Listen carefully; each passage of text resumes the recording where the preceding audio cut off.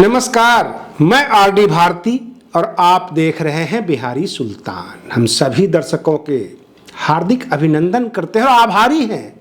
आप हमें सहयोग कर रहे हैं, चैनल को समर्थन कर रहे हैं, पूरा वीडियो देखते हैं और अपना महत्वपूर्ण कमेंट्स भी देते हैं। हम आपका सारा कमेंट्स वॉच करते रहते हैं, अच्छा सपोर्ट है। इन 5 राज्यों के चुनाव से बहुत कुछ निकलकर सामने आ रहा है। बहन मायावती जी की 9 रैलियां हैं मध्य प्रदेश में, और मध्य प्रदेश के जो SC/ST मतदाता हैं उनकी रुझान बहुजन समाज पार्टी के तरफ है। बाकी लोगों से वो पूछते हैं कि आपकी सारी योजनाएं सही है, लेकिन हमारी गरीबी जाती क्यों नहीं है, क्या कारण है? और इसका जवाब ना भाजपा के नेताओं के पास है, ना कांग्रेस के नेताओं के पास है। भाजपा के तो कई मंत्री से जब आम मतदाता ने सवाल किया तो वो ये कहते हैं, अगर हमने काम नहीं किया है तो वोट मत देना। सीधे डायरेक्ट कहते हैं कि वोट मत देना।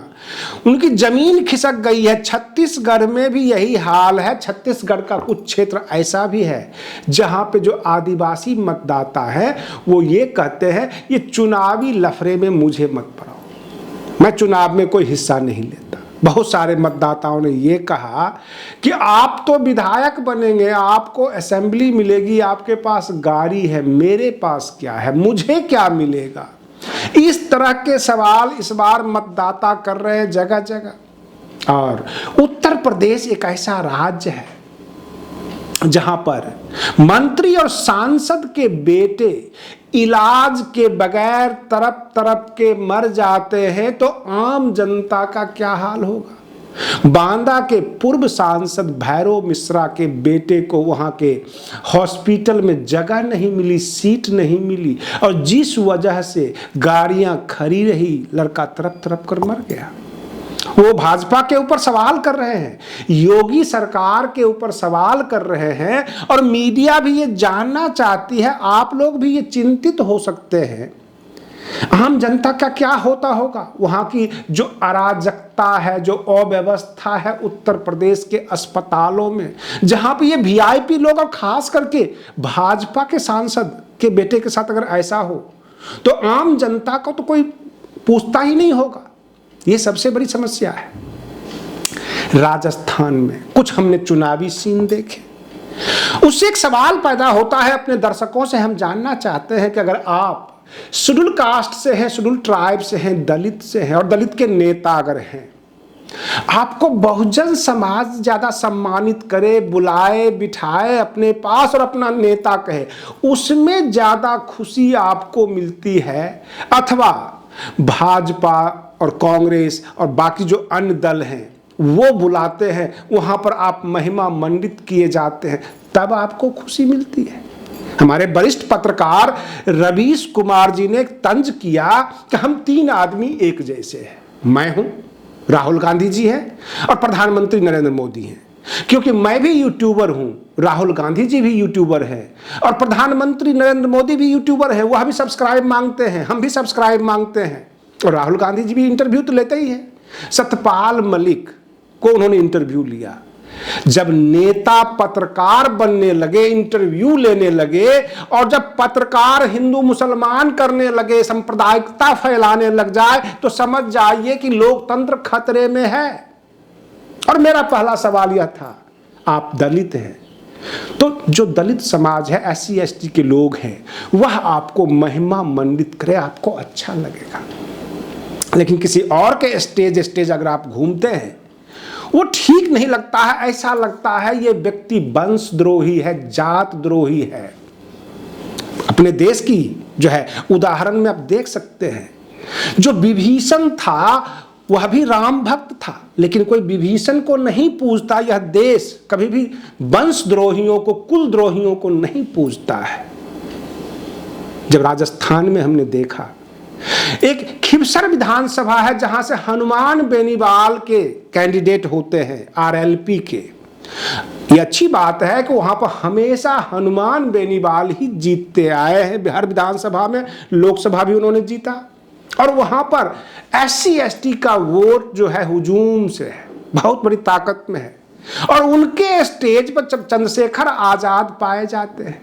मध्य प्रदेश में भी घूम घूम कर जहां जहां पर SC ST वोट है, अगर चंद्रशेखर आजाद इस देश के नेता हैं, आने वाले इस लोकतंत्र की आवाज है, तो सभी समाज में जाएं, कांग्रेस का जहां गढ़ है, जहां भाजपा का गढ़ है, वहां जाकर ललकार दिखाएं अपनी और उनको कमजोर करें।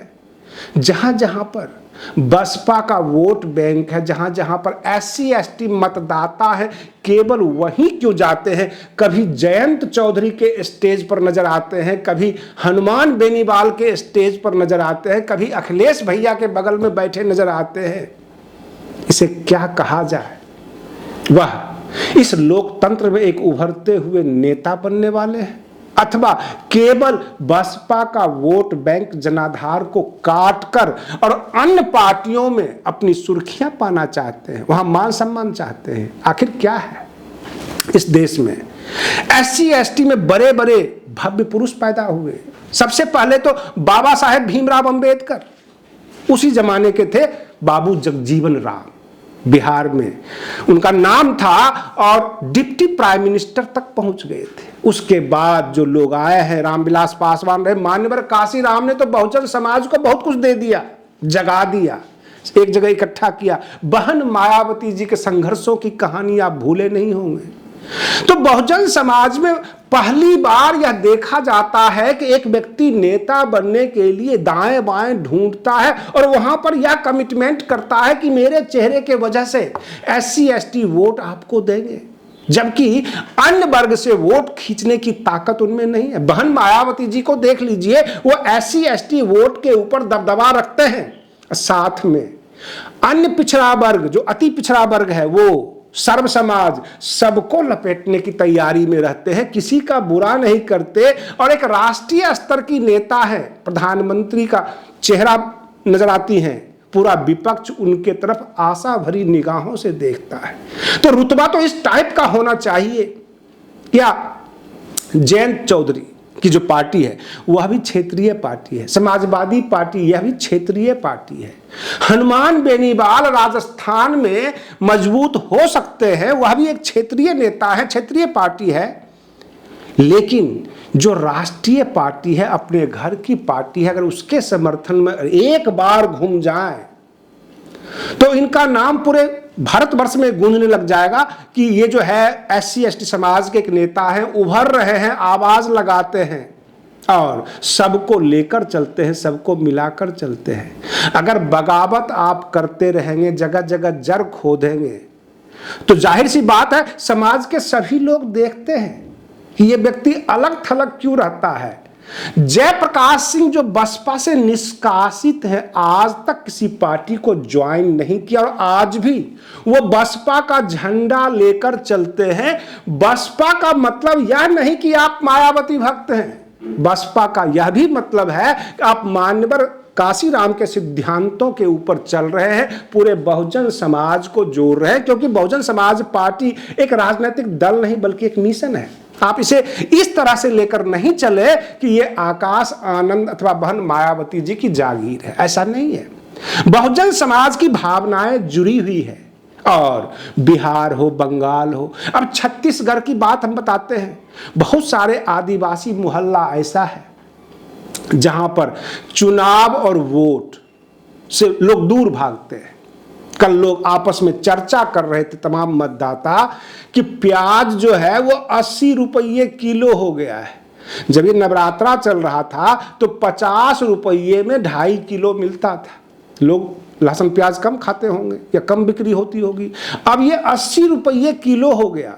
जो केंद्र सरकार है उसको इस बात का ध्यान नहीं है, महंगाई के ऊपर कोई कंट्रोल नहीं है, ये केवल अंतर्राष्ट्रीय मुद्दों में उलझे हुए हैं। देश की जनता बाहर में जाए, इनको लेना देना और जो समस्याएं सुलझाना है, कनाडा की, इजराइल की, गाजा की, UN की, ये सारी खबरें के बीच ये हमारी केंद्र सरकार बैठी हुई है। लेकिन देश की जनता की थाली में क्या क्या महंगी महंगी चीजें पहुंच रही है, थाली खाली है, ये देखने के लिए कोई नहीं। ये अक्सर हम देखते हैं कि केंद्र सरकार जो है जमीनी मुद्दे के ऊपर कोई कार्यक्रम नहीं चला रही है, और इस वजह से भाजपा इन 5 राज्यों में उखड़ती हुई नजर आ रही है। आज के लिए बस इतना ही। आप बने रहिए बिहारी सुल्तान चैनल पर। हम फिर मिलते हैं अगले वीडियो में। तब तक के लिए धन्यवाद।